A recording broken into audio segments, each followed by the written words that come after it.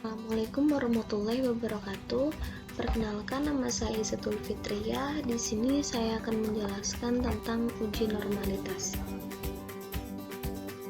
Selanjutnya, pengertian uji normalitas. Uji normalitas adalah sebuah uji yang dilakukan dengan tujuan untuk menilai sebaran data pada sebuah kelompok data atau variabel.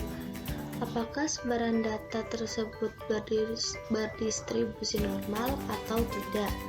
Berdasarkan pengalaman empiris beberapa pakar statistik, data yang banyaknya lebih dari 30 angka N lebih besar daripada 30, maka sudah dapat diasumsikan berdistribusi normal. Biasa dikatakan sebagai simpel besar, namun untuk memberikan kepastian data yang memiliki distribusi normal atau tidak, sebaiknya digunakan uji normalitas karena belum tentu data yang lebih dari 30 bisa dipastikan berdistribusi normal. Demikian sebaliknya, data yang banyaknya kurang dari 30 belum tentu tidak berdistribusi normal. Selanjutnya, uji normalitas dengan C kuadrat. C kuadrat adalah salah satu jenis uji kompetitif non-parametris yang dilakukan pada dua variabel, di mana skala data kedua variabel adalah normal. Apabila dari dua variabel ada satu variabel dengan skala nominal, maka dilakukan uji C kuadrat dengan merujuk bahwa harus digunakan uji pada derajat yang terendah. Untuk C kuadrat merupakan uji non-parametris yang paling banyak digunakan, namun perlu diketahui syarat-syarat uji C kuadrat adalah frekuensi respon atau simpel yang digunakan besar, sebab ada beberapa syarat di mana C kuadrat dapat digunakan, yaitu yang pertama, tidak ada sel dengan nilai frekuensi kenyataan atau disebut juga conven atau F0 sebesar 0. Yang kedua, apabila bentuk tabel kontingensi 2x2, maka tidak boleh ada satu sel saja yang memiliki frekuensi harapan atau disebut juga eksponen atau FH kurang dari 5. Apabila bentuk tabel lebih dari 2x2, misal 2x3, maka jumlah sel dengan frekuensi harapan yang kurang dari 5 tidak boleh lebih dari 20%. Uji C kuadrat dapat digunakan untuk menguji yang pertama, uji X kuadrat untuk ada tidaknya hubungan antara dua variabel. Yang kedua, uji X kuadrat dapat untuk homogenitas antar subkelompok. Yang ketiga, uji X kuadrat untuk bentuk distribusi. Nah, statistik uji C kuadrat ini menggunakan rumus yang di bawah ini ya, yang S kuadrat yang ini. Nah, AI-nya itu banyaknya kasus yang diamati dalam kategori KI, EI-nya kasus yang dihadapkan dalam kategori KI di bawah. H0 sama dengan sigma KI sama dengan 1, notasi sigma yang menunjukkan penjumlahan untuk semua kategori atau K, dimana EI sama dengan N per K, N-nya yaitu sigma NI, NI OI.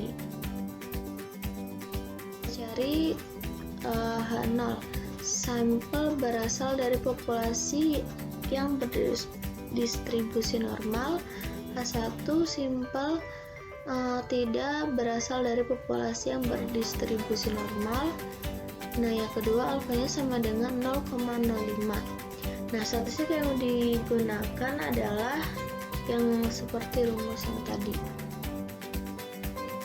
Nah, yang keempat yaitu komputasi. Misalkan X adalah titik tengah kalimat dan F adalah frekuensi. Nah, ini tabel kerja untuk menghitung rata dan divisi bakunya. Nah, dengan tabel ini diketahui X bar-nya yaitu 6.745 dibagi dengan 100, maka hasilnya 67,45. Nah, X kuadratnya sama dengan 100 dikali 455, 803 dikurang 6.745 dikuadratkan dibagi 100 dikali dengan 99, maka hasilnya 85.275 dibagi dengan 9.900 sama dengan 8,614. Nah, X kuadratnya sama dengan akar 8,614 sama dengan 2,93. Nah, tabel kerja untuk menghitung frekuensi harapannya seperti ini ya. Perhatikan bahwa kelas pada tabel di atas dicari dari bilangan baku atau Z untuk masing-masing tipe kelas. Misal untuk kelas pertama X1 sama dengan 59,5. Nah, tepi bawahnya yaitu Z1 sama dengan 59,5 dikurang 67,45 dibagi 2,93 sama dengan min 2,71. Nah, untuk X2 nya 62,5 atau tepi atas kelas yaitu Z2 sama dengan Z2 sama dengan 62,5 dikurang 67,45 dibagi 2,93, maka hasilnya min 1,69. Luas kelas sama dengan luas di bawah kurva normal dan dibatasi oleh Z1 dan Z2. Nah, 0,4966 dikurang 0,4545 dilihat dari tabel kurva yang di atasnya sama dengan 0,0421. Ini dilihat dari tabel kurva normalitas ya teman-teman. Tidak sama dengan DK. Nah, untuk 6 keputusan uji H0 diterima dan kesimpulannya populasinya berdistribusi normal. Nah, untuk uji normalitas dengan metode Lilliefors. Untuk uji normalitas dengan metode Lilliefors digunakan apabila data tidak dalam distribusi frekuensi data bergolongan. Pada metode ini, setiap data dan XI diubah menjadi ZI dengan formula kayak gini. Rumusnya Z1 sama dengan X1 min X bar per S. Asas uji untuk model ini adalah L sama dengan maksimum di mana F Z1 dikurang S Z1 dengan F Z1 sama dengan seperti ini ya teman-teman. Nah, Z1 nya yaitu proposisi cacah Z kurang lebih Z1 kurang dari sama dengan Z1 terhadap seluruh Z1. Sebuah daerah kritis untuk ujinya adalah ini. Untuk beberapa A sama dengan N L A dibagi N, tabel normalitas. Nah, ini lanjut ke contoh. Sebuah sampel berukuran 6 diambil secara random dari sebuah populasi. Keenam nilai dari sampel tersebut adalah sebagai berikut. 4, 0, 8, 6, 14, dan 10 dengan mengambil alfa sama dengan 5% apabila hipotesis yang mengatakan bahwa sampel tersebut berasal dari populasi yang berdistribusi normal. Nah, pertama sama menggunakan 7 ini. Pertama kita cari H0 nya. Sampel berasal dari populasi yang berdistribusi normal. Nah, H1-nya sama dengan H1 sampel tidak berasal dari populasi yang berdistribusi normal. Nah, alfanya sama dengan 0,05.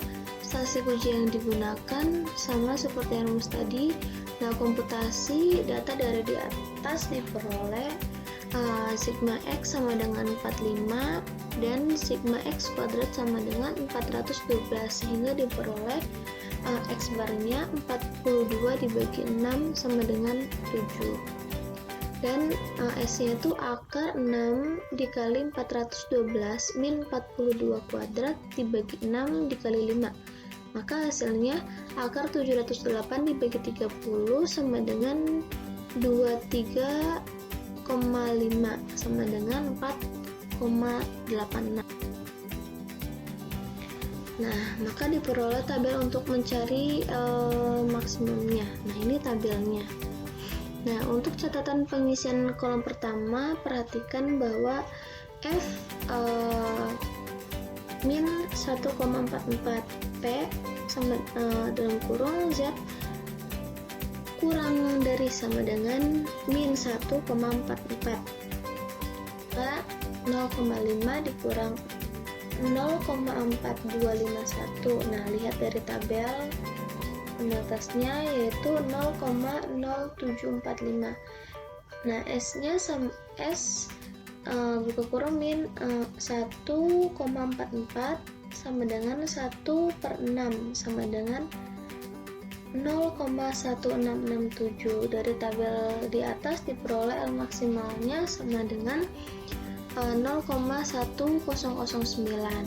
Dengan daerah kritis seperti ini 0,319, DK-nya lebih dari 0,319, maka LOBS-nya sama dengan 0,1009, bukan DK.